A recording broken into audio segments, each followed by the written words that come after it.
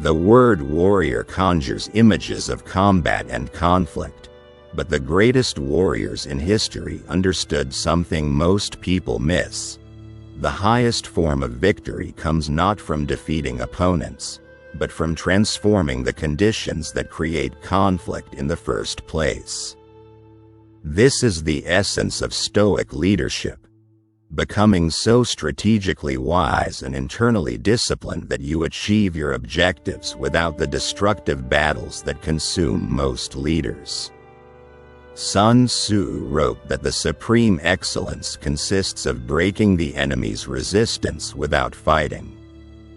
2,000 years later, Satya Nadella transformed Microsoft from a struggling tech giant into a trillion-dollar company using the same principle. He won the biggest battles in business history without fighting a single corporate war. What if the most powerful leadership approach isn't about conquering opposition, but about making opposition irrelevant? When most people think about warriors, they imagine conflict, aggression, and victory through force.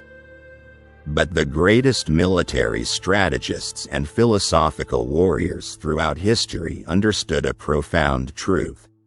The highest form of victory doesn't require defeating anyone.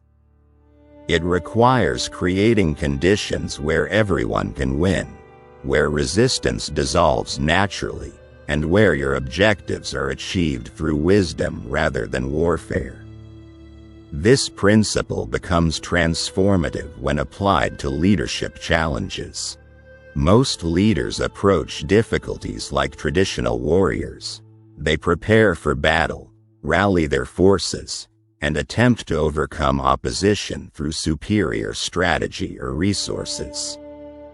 But there's a more elegant and effective approach that the Stoics called the way of the peaceful warrior, achieving your leadership objectives without creating the conflicts that drain energy, damage relationships, and produce Pyrrhic victories. Let me introduce you to Michael Chen, a manufacturing plant manager who exemplified this approach during one of the most challenging periods in his company's history. The corporate headquarters had mandated a 30% reduction in production costs within 6 months, while simultaneously requiring improved quality metrics and faster delivery times. These competing demands seemed impossible to reconcile, and Michael's initial instinct was to fight the directive through formal channels, challenge the unrealistic expectations, and protect his team from what appeared to be an unfair situation. Instead of launching into corporate warfare, Michael stepped back and applied what I call warrior wisdom, the discipline of seeking victory through understanding rather than opposition. He spent time carefully analyzing not just what corporate leadership was demanding, but why they were making these demands. He researched the competitive pressures the company was facing, the financial constraints that were driving cost reduction requirements, and the market forces that were demanding faster delivery and higher quality. This analysis revealed something important. The corporate directive wasn't arbitrary or punitive. It was a response to genuine external pressures that threatened the entire company's viability.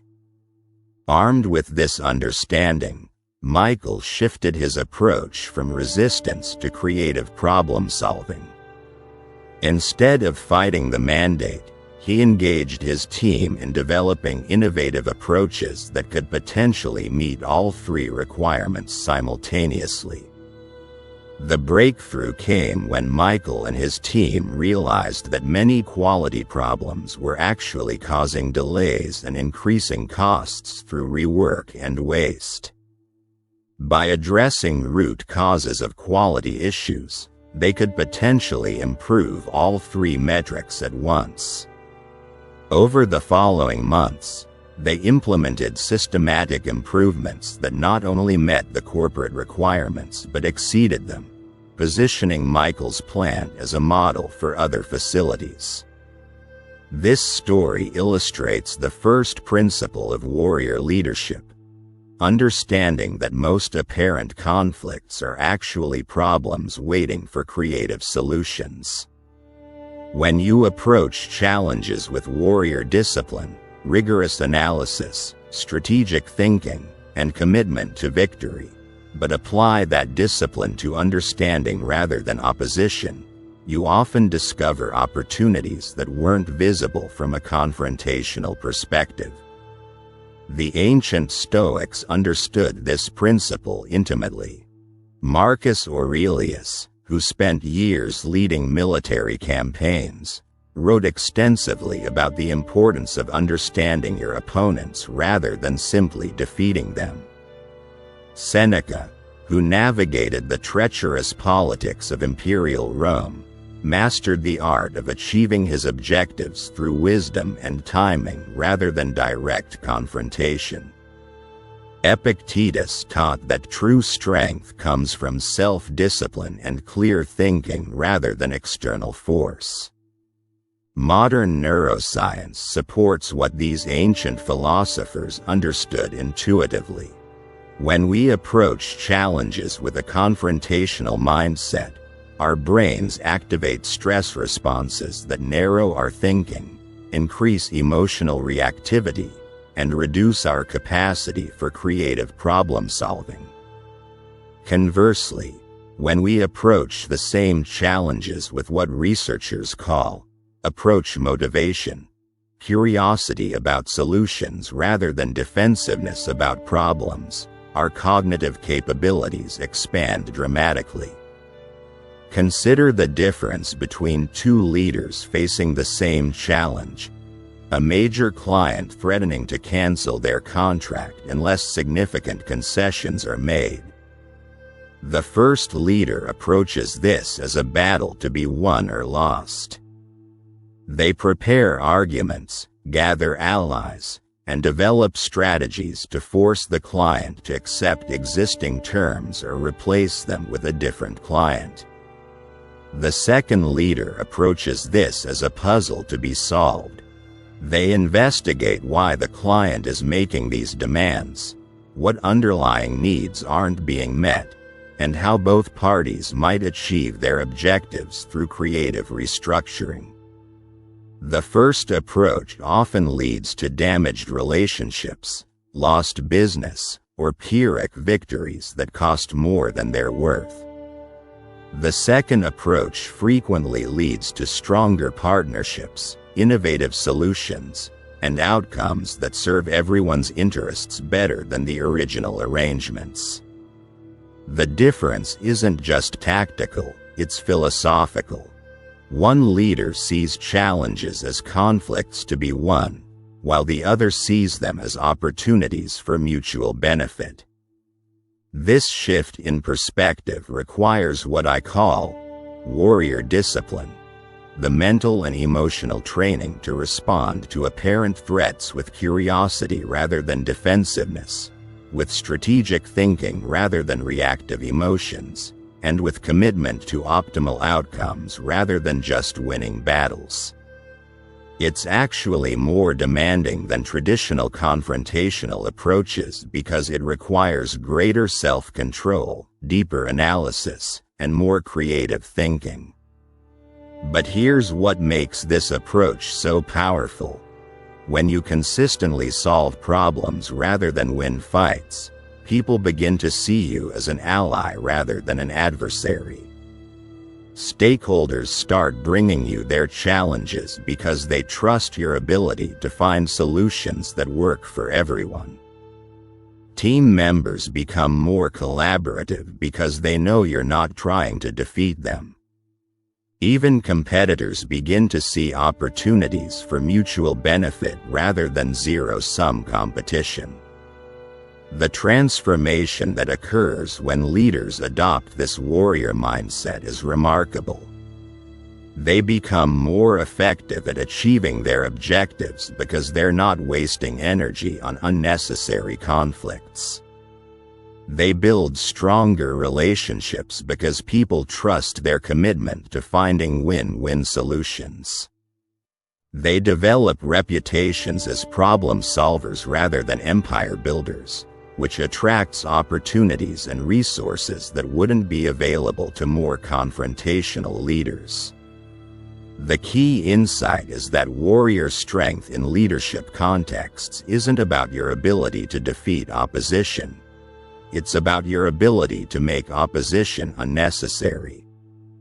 This requires a different kind of courage than traditional confrontational approaches. It takes courage to seek understanding when your instinct is to defend your position.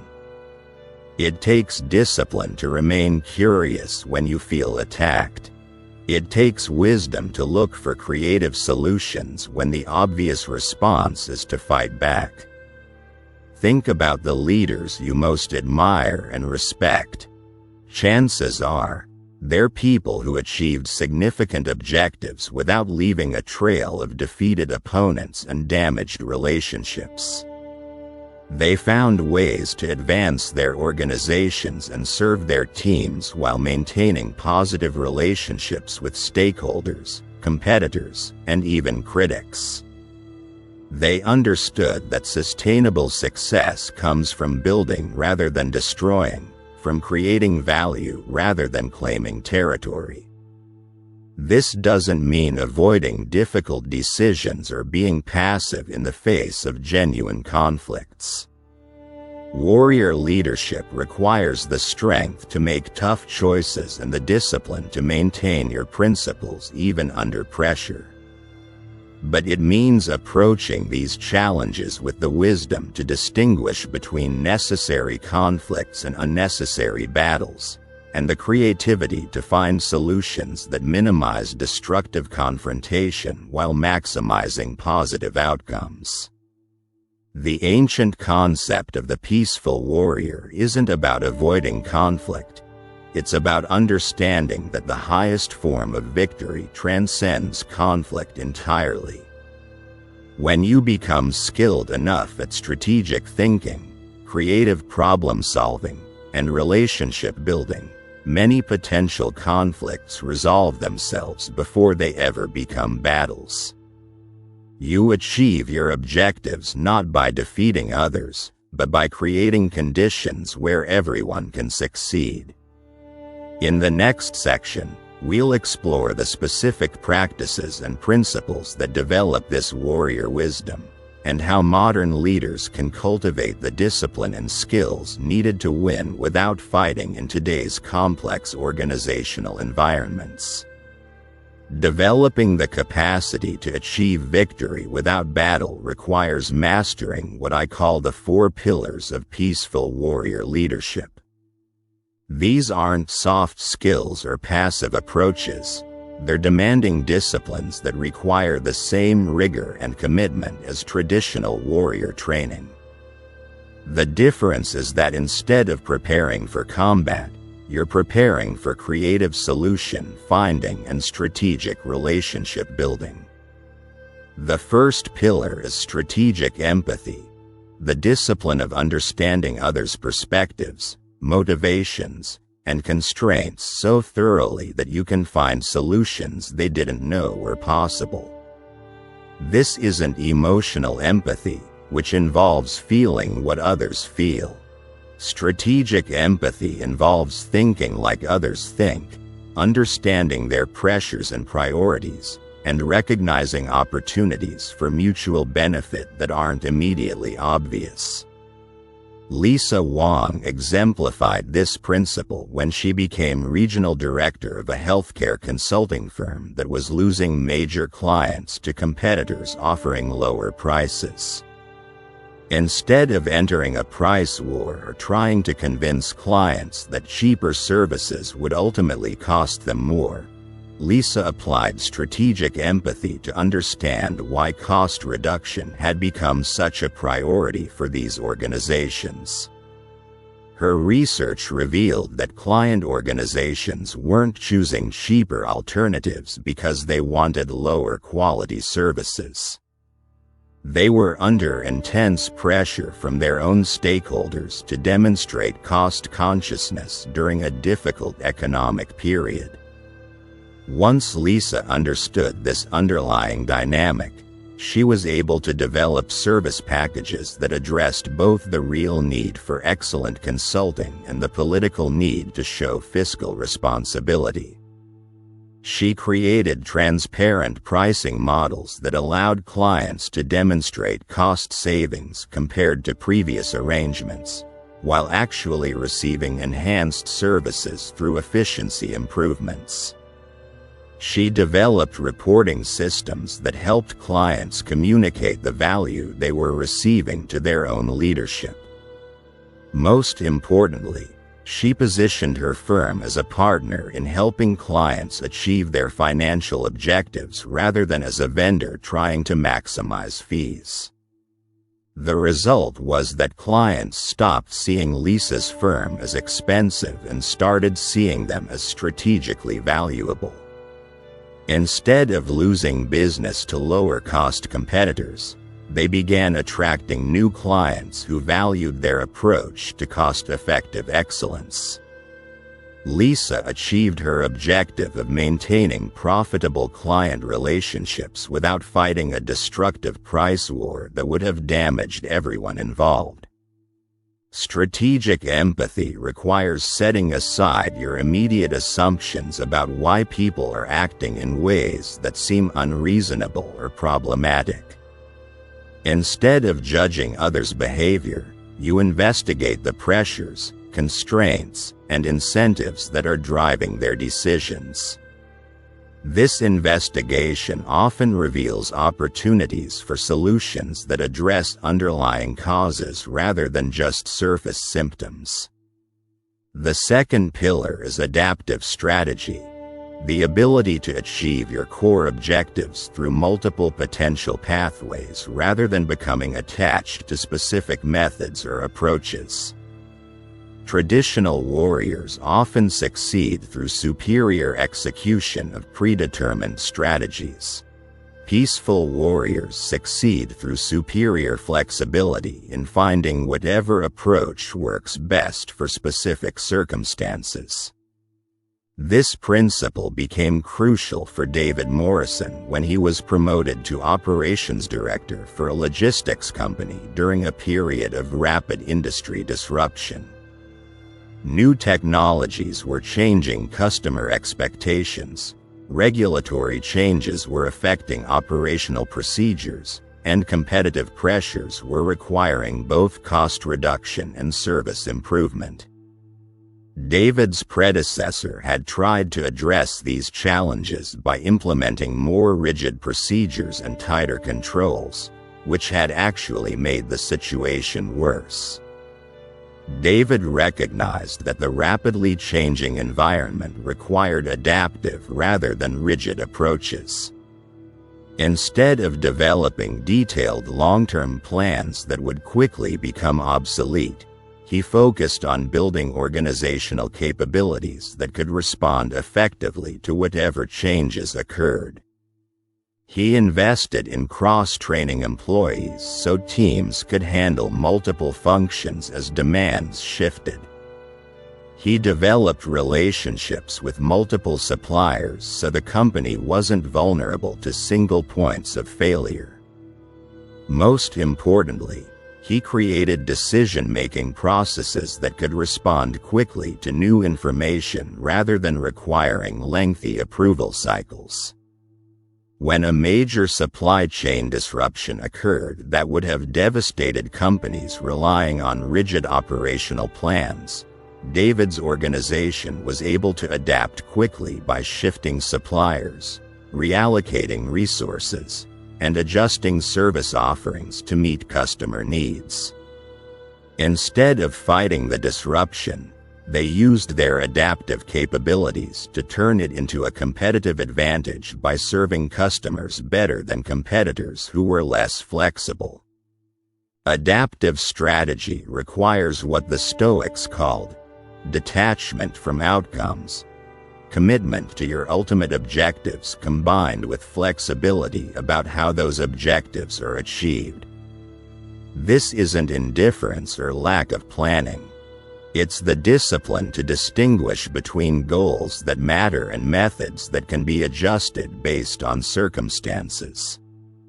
The third pillar is constructive influence, the ability to shape outcomes through building rather than destroying, through creating value rather than claiming territory.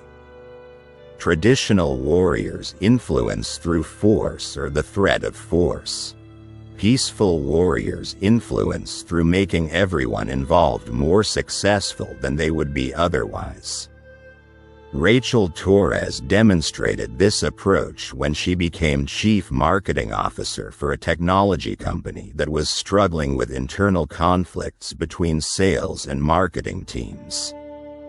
The sales team complained that marketing was generating leads that didn't convert to sales. The marketing team argued that sales wasn't following up effectively on qualified prospects. Each department was spending more energy blaming the other than serving customers. Instead of taking sides or trying to determine who was right, Rachel focused on creating systems that made both teams more successful. She developed integrated metrics that measured combined sales and marketing performance rather than individual departmental results. She created shared incentives that rewarded collaboration rather than individual achievement. She established regular communication processes that helped both teams understand each other's challenges and constraints. Most importantly, Rachel invested in training and resources that improved both teams' capabilities rather than just trying to fix coordination problems.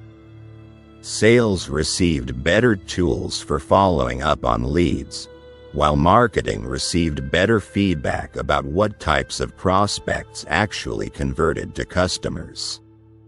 Within 6 months, both departments were performing better than they ever had individually, and the conflict had been replaced by collaborative problem-solving.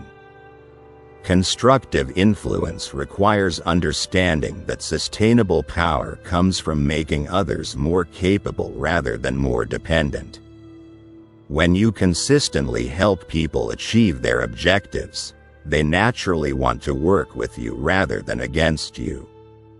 This creates influence that doesn't require maintenance through threats or rewards. It's self-reinforcing because everyone benefits from the relationship. The fourth pillar is principled persistence, the discipline to maintain your core values and long-term objectives even when facing pressure to compromise or take shortcuts. This isn't stubbornness or inflexibility. It's the strength to stay committed to optimal outcomes even when easier but less effective alternatives are available. This principle was tested when James Liu became CEO of a manufacturing company that was facing intense pressure from investors to cut costs through layoffs and facility closures. The obvious solution was to reduce workforce and consolidate operations, which would improve short-term financial metrics and satisfy investor demands. But James believed this approach would damage the company's long-term capabilities and competitive position. Instead of choosing between investor satisfaction and employee welfare, James applied principled persistence to find a third option. He developed a comprehensive efficiency improvement plan that would achieve the same financial objectives through operational improvements rather than workforce reduction. He negotiated with investors for additional time to implement these improvements in exchange for transparency about progress and results. The plan required significant upfront investment in new equipment and training, which initially made financial results worse rather than better. But James maintained his commitment to the long-term approach despite pressure to abandon it. Within 18 months, the efficiency improvements had not only achieved the original cost reduction targets but had positioned the company for sustainable growth that wouldn't have been possible through workforce cuts. Principled persistence requires the courage to choose difficult right actions over easy wrong actions, even when the benefits of doing right aren't immediately visible. It's the discipline to maintain your integrity and strategic vision when external pressures are pushing toward expedient compromises that would undermine long-term success. These 4 pillars work together to create what I call unstoppable momentum, the capacity to achieve your objectives regardless of obstacles or opposition because you're not trying to defeat external forces. You're creating conditions where success becomes inevitable. When you understand others deeply enough to find mutually beneficial solutions, adapt flexibly to changing circumstances, influence through value creation, and persist in principled approaches, most potential conflicts resolve themselves before they become battles. The development of these capabilities requires the same dedication and practice as traditional warrior training. The difference is that instead of preparing for victory through conflict, you're preparing for victory through wisdom. Instead of building the capacity to defeat others, you're building the capacity to create solutions that serve everyone's interests better than the status quo. This approach isn't just more ethical than traditional confrontational leadership, it's more effective. In our interconnected world, sustainable success requires building networks of positive relationships rather than leaving trails of defeated opponents. The leaders who thrive in complex environments are those who can find creative solutions to apparently impossible challenges, who can turn potential adversaries into allies, and who can achieve ambitious objectives while making everyone involved better off than they were before. The question isn't whether you have the strength to win battles, it's whether you have the wisdom to make battles unnecessary. That wisdom comes from disciplined practice of these 4 pillars until they become natural responses to challenge rather than conscious strategies you have to remember to apply. Becoming a peaceful warrior leader requires more than understanding principles. It requires daily practices that develop the mental discipline, emotional regulation, and strategic thinking capabilities needed to consistently choose wisdom over warfare. These aren't meditation practices or abstract exercises. They're concrete disciplines that prepare you to handle real leadership challenges with the clarity and strength that make destructive conflicts unnecessary. The first daily discipline involves what I call perspective archaeology, the practice of digging beneath surface conflicts to understand the deeper forces creating apparent opposition. Most leadership conflicts aren't actually about the issues people are arguing about. They're about underlying needs, fears, or pressures that aren't being addressed directly. When you develop the skill to quickly identify these root causes, you can often resolve conflicts by addressing underlying issues rather than fighting surface symptoms. This discipline requires setting aside your immediate emotional reactions to difficult situations and asking different questions than most leaders ask. Instead of, "How do I win this argument?" or "How do I get them to comply?" you ask, "What are they really trying to achieve?" and "What constraints or pressures are driving their behavior?" This shift in questioning often reveals solutions that weren't visible from a confrontational perspective. Take the example of Sarah Kim, a project director who was facing resistance from her engineering team about implementing new quality control procedures. The engineers were arguing that the procedures were unnecessary, time-consuming, and would slow down development timelines. Sarah's initial instinct was to use her authority to require compliance and explain why the procedures were important for long-term success. Instead of immediately asserting her position, Sarah applied perspective archaeology to understand why experienced engineers would resist procedures designed to improve their work quality. Through careful listening and investigation, she discovered that the engineers weren't actually opposed to quality improvement. They were concerned that the proposed procedures were based on manufacturing models that didn't fit software development workflows, and they were frustrated that they hadn't been consulted about adapting the procedures for their specific context. Once Sarah understood the real issue, the conflict transformed into collaborative problem-solving. The engineers weren't trying to avoid accountability. They wanted to implement quality controls that would actually work in their environment.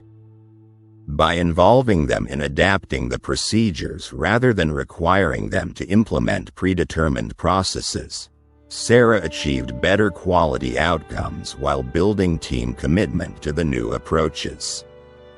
This discipline of looking beneath surface positions to understand underlying interests becomes automatic with practice, but it requires conscious effort initially because our natural tendency is to respond to what people are saying rather than investigating why they're saying it. The second daily discipline is strategic patience, the practice of choosing optimal timing rather than immediate action, even when you have the power to force immediate compliance. Most leaders use their authority like a hammer, applying force whenever they encounter resistance. Peaceful warriors use their authority like a surgeon's scalpel, applying precision intervention at exactly the right moment for maximum positive effect with minimum damage. Strategic patience isn't procrastination or avoidance. It's the discipline to distinguish between situations that require immediate action and those that would benefit from allowing circumstances to develop before intervening. This requires confidence in your eventual ability to achieve your objectives, combined with wisdom about when and how to apply your influence most effectively. This principle was crucial for Maria Santos when she became division head for a financial services company that needed to implement significant technology upgrades. The existing systems were outdated and inefficient, but they were also familiar to employees who had built their expertise around current processes. Maria knew that forcing rapid implementation would create resistance and potentially catastrophic mistakes during the transition. Instead of using her authority to mandate immediate changes, Maria applied strategic patience to create conditions where employees would want to adopt new technologies rather than resist them. She began by implementing pilot programs with volunteers who were excited about technology improvements. She provided additional training and support to help early adopters become successful with new systems. She shared success stories and metrics that demonstrated concrete benefits of the upgrades. As positive results became visible, resistance gradually transformed into enthusiasm. Employees who had initially opposed the changes began asking when they could access the new systems. By the time Maria implemented company-wide upgrades, she had willing collaboration rather than reluctant compliance. The technology transition happened faster and more smoothly than anyone had expected, with better outcomes than forced implementation would have achieved. Strategic patience requires the confidence to trust that good ideas will eventually prevail if you create the right conditions, rather than feeling that you must force immediate acceptance through authority or pressure. This confidence comes from understanding that sustainable change happens through conviction rather than compliance. The third discipline involves solution architecture, the practice of designing outcomes that address everyone's core needs rather than just solving immediate problems. Most leaders focus on fixing whatever is broken or resolving whatever conflict has emerged.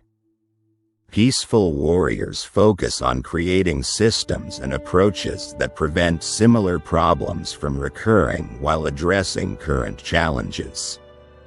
This requires thinking several steps ahead about the long-term implications of different solutions, and choosing approaches that strengthen organizational capabilities rather than just resolving immediate issues. It's the difference between putting out fires and fireproofing the building.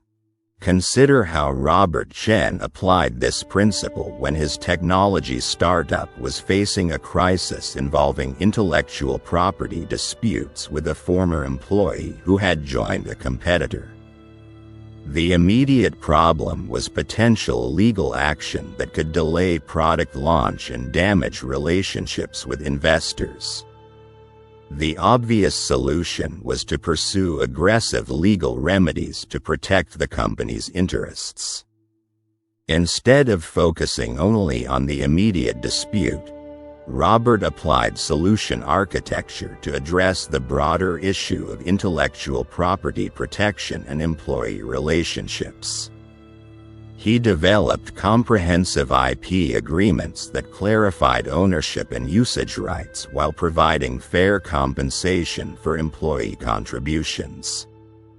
He created retention programs that reduced the likelihood of valuable employees leaving for competitors.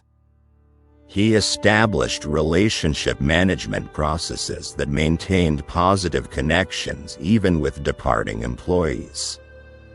The immediate dispute was resolved through negotiation rather than litigation, but more importantly, Robert had created systems that prevented similar conflicts from arising in the future. The company developed a reputation for treating employees fairly while protecting legitimate business interests, which helped them attract and retain top talent while maintaining strong IP protection. Solution architecture requires the discipline to invest time and resources in comprehensive solutions rather than quick fixes, even when immediate pressure makes quick fixes seem more attractive. It's the long-term thinking that distinguishes strategic leaders from tactical managers. The fourth daily discipline is character maintenance, the practice of regularly examining your own motivations, biases, and blind spots to ensure that your leadership decisions are based on wisdom rather than ego, fear, or other emotional reactions that cloud judgment. The most dangerous opponent any leader faces is their own unconscious impulses and unexamined assumptions. This discipline involves honest self-assessment about whether your responses to challenges are serving your stated objectives or just making you feel better about difficult situations.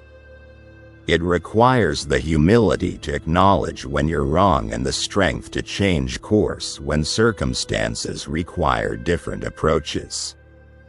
This practice became crucial for Jennifer Walsh when she was leading a major reorganization that was creating significant anxiety among her team members. Jennifer's initial approach focused on explaining why the changes were necessary and trying to convince people that the reorganization would ultimately benefit everyone. But the more she explained, the more resistant people became. Through character maintenance reflection, Jennifer realized that her explanations were actually serving her own need to feel justified about difficult decisions rather than addressing her team's genuine concerns about uncertainty and change.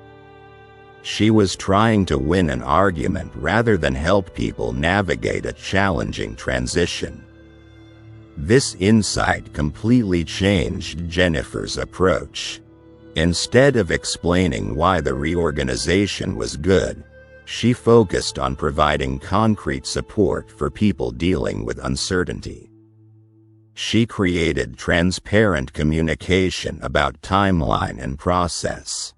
She provided additional resources for skill development in new roles. She established regular check-ins to address concerns and adjust plans based on feedback. The reorganization became a model for effective change management, not because Jennifer convinced everyone it was a good idea, but because she supported everyone through the process of adapting to new circumstances. Character maintenance had helped her recognize that effective leadership serves others' needs rather than just validating the leader's decisions. These 4 daily disciplines work together to develop what I call warrior clarity, the ability to see situations accurately rather than through the filters of ego, fear, or immediate emotional reactions. This clarity enables you to choose responses based on what will actually work rather than what feels satisfying in the moment. The development of warrior clarity requires the same dedication as physical fitness, consistent daily practice that gradually builds capabilities over time. You don't become a peaceful warrior through understanding the concepts. You become one through repeatedly choosing wisdom over warfare in real situations until wise responses become automatic rather than conscious choices. The most important aspect of these disciplines is that they prepare you for challenges before they arise. When you've practiced perspective archaeology, strategic patience, solution architecture, and character maintenance in low-stakes situations, these capabilities are available when you face high-stakes challenges that test your leadership under pressure. The discipline you develop in daily practice determines the choices you're capable of making when everything is on the line.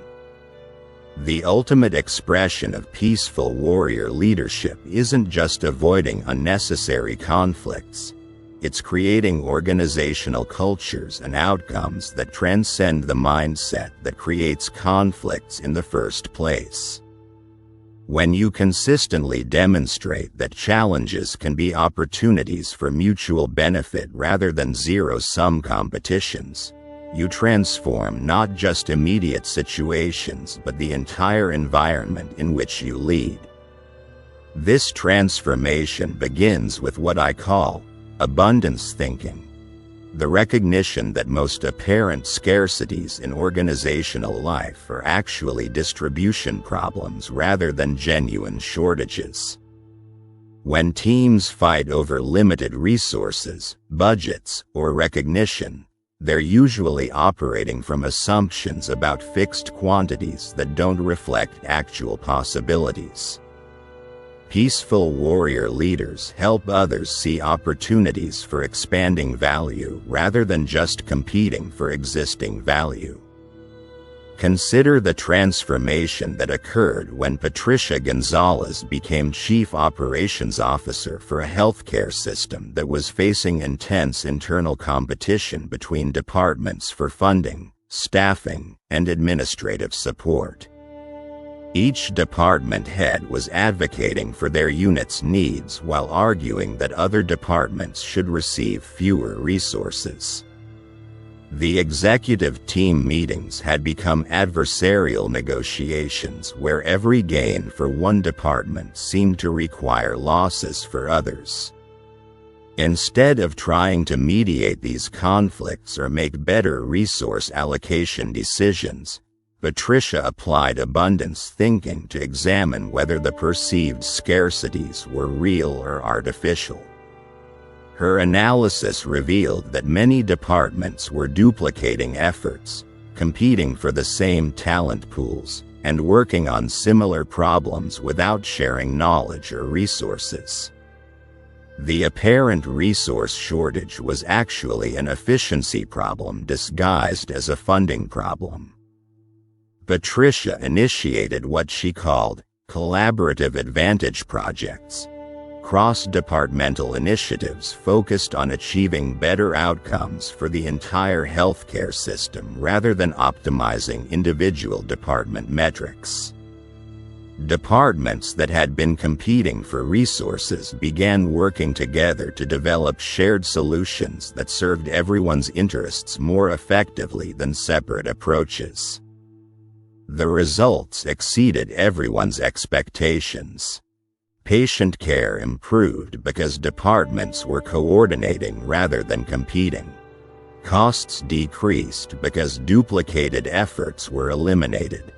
Employee satisfaction increased because people were working toward common goals rather than fighting for limited resources. Most importantly, the culture shifted from scarcity-based competition to abundance-based collaboration. This transformation illustrates a crucial principle of peaceful warrior leadership. When you help people achieve better outcomes through cooperation than they could achieve through competition, cooperation becomes the natural choice rather than a forced requirement. You don't have to convince people to collaborate. You create conditions where collaboration is obviously advantageous. The second element of transformation involves what I call systemic solution design, addressing challenges at the level that actually creates lasting change rather than just managing symptoms. Most organizational problems are systemic issues that manifest as individual conflicts or performance problems. When you address systemic causes, individual problems often resolve themselves without direct intervention.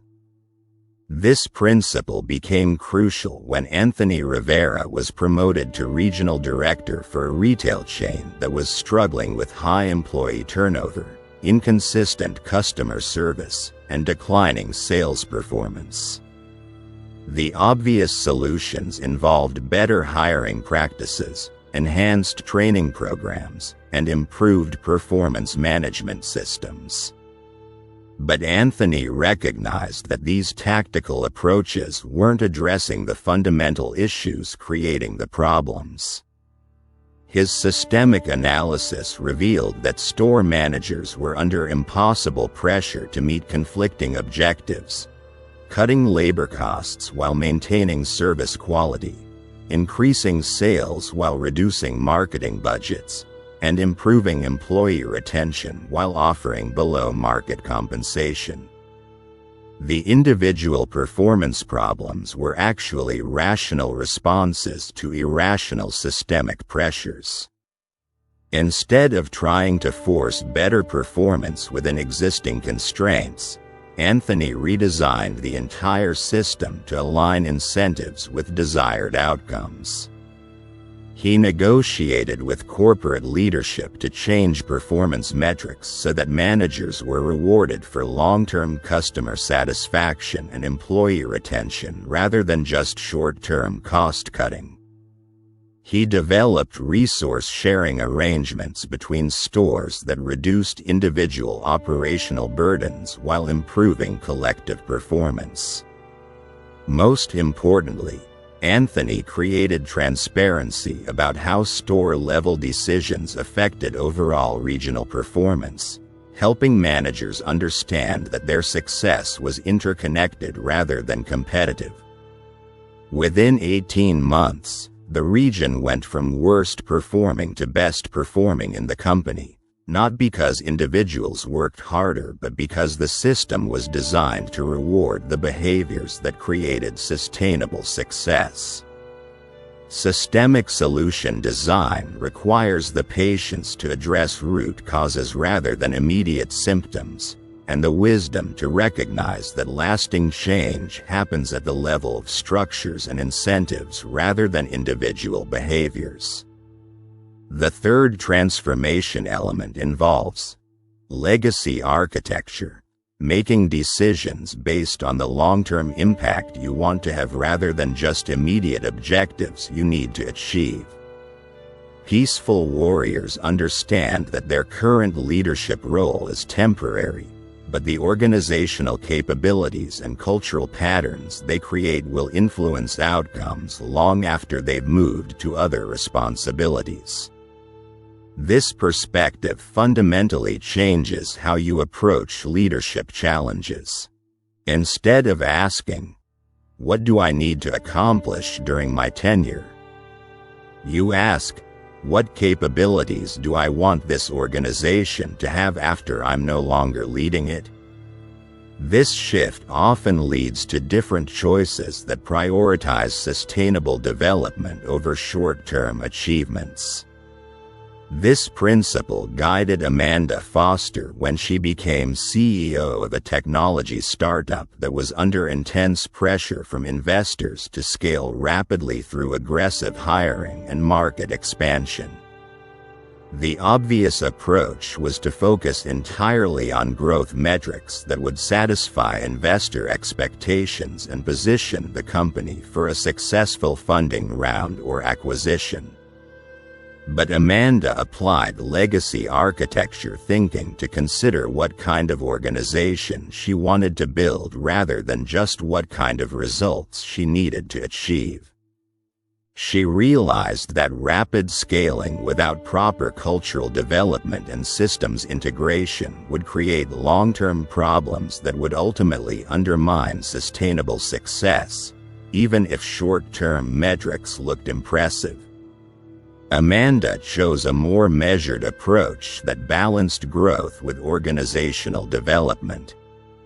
She invested in leadership development for key employees, established cultural practices that would maintain quality and collaboration during rapid expansion, and created systems that could scale effectively rather than just quickly. She communicated transparently with investors about the long-term advantages of this approach, helping them understand that sustainable growth required different strategies than rapid growth. The company's growth rate was initially slower than some investors preferred, but the organization Amanda built became a model for sustainable scaling in the technology industry. When they eventually reached the growth targets investors wanted, they did so with organizational capabilities that supported continued expansion rather than requiring constant crisis management to maintain performance. Legacy architecture requires the courage to make decisions based on long-term vision rather than immediate pressure, and the wisdom to understand that sustainable success requires building capabilities rather than just achieving metrics. The fourth transformation element is wisdom multiplication, developing other leaders who can apply peaceful warrior principles rather than just solving problems yourself. The ultimate test of peaceful warrior leadership isn't your individual effectiveness. It's whether you've created organizational cultures where others can achieve victory without warfare, where conflicts transform into collaborative opportunities, and where systemic challenges become catalysts for innovation rather than sources of destructive competition. This requires shifting your focus from being the leader who has all the answers to being the leader who helps others develop the capabilities to find answers themselves.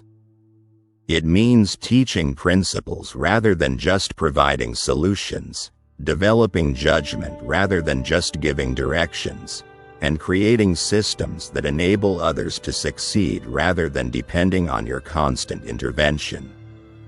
The transformation from individual effectiveness to organizational capability multiplication is the highest expression of peaceful warrior leadership. When you've successfully developed these capabilities in others, your influence extends far beyond your direct authority and continues long after your formal leadership role ends.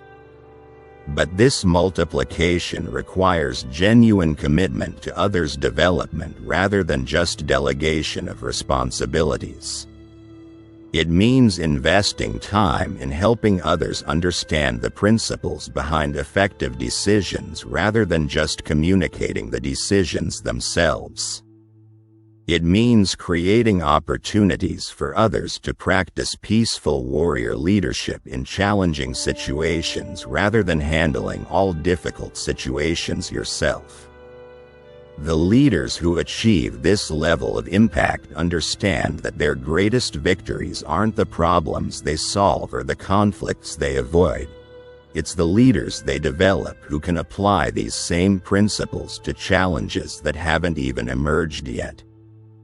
This is how individual leadership transformation becomes organizational culture transformation, and how peaceful warrior principles create lasting change that transcends any individual leader's tenure.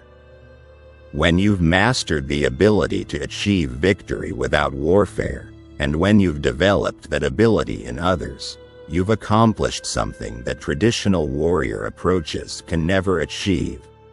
You've created sustainable advantage that doesn't depend on defeating opponents or controlling circumstances. You've built organizational capabilities that can adapt to whatever challenges arise because they're based on wisdom rather than force, on understanding rather than opposition, and on creative solution finding rather than destructive competition. The path of the peaceful warrior isn't an alternative to strength, it's the highest expression of strength. When you can achieve your objectives without creating destructive conflicts, when you can transform apparent adversaries into allies, and when you can solve complex challenges through wisdom rather than force, you've developed capabilities that transcend traditional leadership approaches. The Stoic warriors of ancient times understood that true victory comes not from defeating others but from creating conditions where everyone can succeed. Marcus Aurelius led one of history's greatest empires not through conquest and domination, but through justice, wisdom, and the ability to find solutions that served the common good. Seneca navigated the dangerous politics of imperial Rome by building relationships and creating value rather than destroying opponents. Epictetus taught that real strength comes from self-discipline and clear thinking rather than external force or control. These ancient principles become even more relevant in our interconnected modern world, where sustainable success requires building networks of positive relationships rather than leaving trails of defeated competitors. The leaders who thrive in complex environments are those who can find creative solutions to apparently impossible challenges, who can turn potential conflicts into collaborative opportunities, and who can achieve ambitious objectives while making everyone involved better off than they were before. We've explored how this approach rests on 4 foundational pillars: strategic empathy that helps you understand others deeply enough to find mutually beneficial solutions, adaptive strategy that enables you to achieve core objectives through multiple pathways, constructive influence that creates value rather than claims territory, and principled persistence that maintains integrity even under pressure to compromise.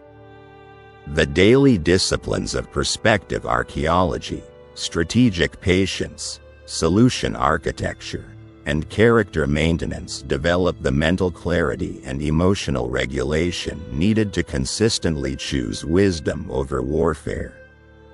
These aren't abstract practices.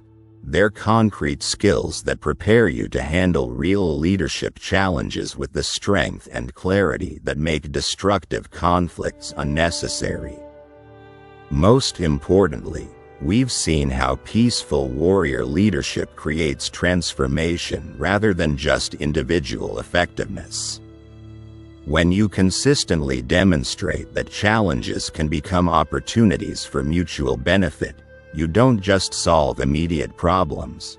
You create organizational cultures where collaboration replaces competition, where systemic thinking replaces reactive problem solving, and where wisdom multiplication enables others to apply these same principles long after your direct involvement ends. The practical application begins with recognizing that most conflicts in your current leadership role are actually problems waiting for creative solutions.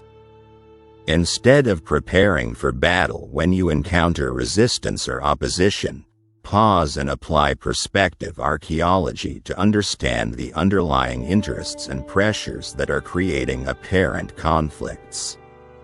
Often, you'll discover that people who seem to be opposing you are actually trying to achieve objectives that are compatible with your own. Start practicing strategic patience by choosing optimal timing rather than immediate force when you have the power to compel compliance.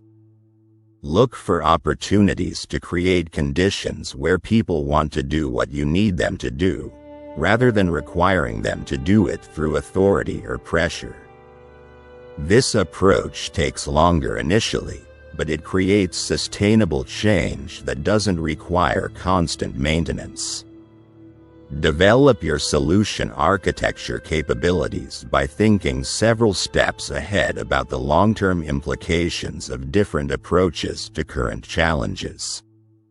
Choose solutions that strengthen organizational capabilities rather than just resolving immediate issues.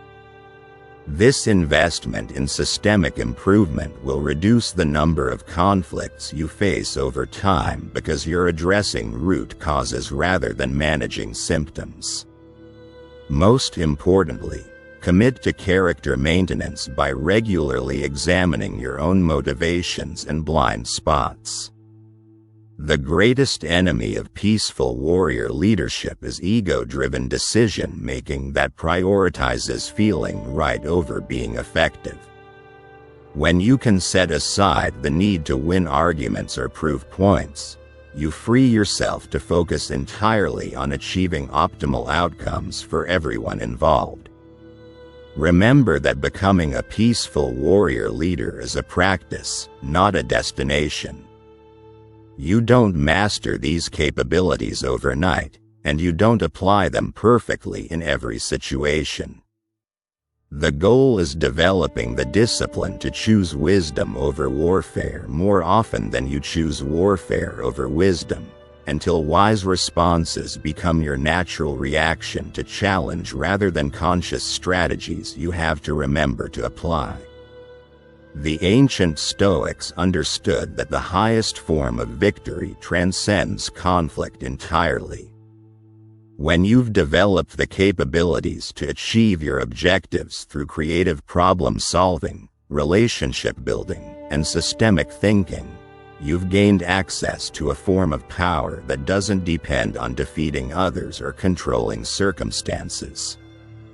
You've learned to win without fighting, which means you can continue winning regardless of what challenges arise or how circumstances change. If this exploration of peaceful warrior leadership has provided value for your own leadership development, I encourage you to subscribe for more insights that bridge ancient wisdom with modern leadership challenges.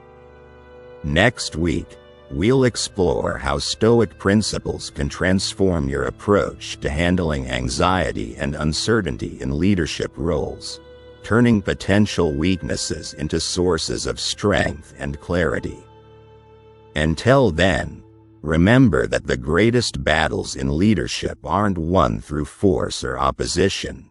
They're won through the wisdom to make battles unnecessary, the strength to create solutions that serve everyone's interests, and the discipline to choose understanding over conflict in every situation where both options are available. The world needs more leaders who understand that true warrior strength lies not in the ability to defeat others, but in the wisdom to help everyone succeed.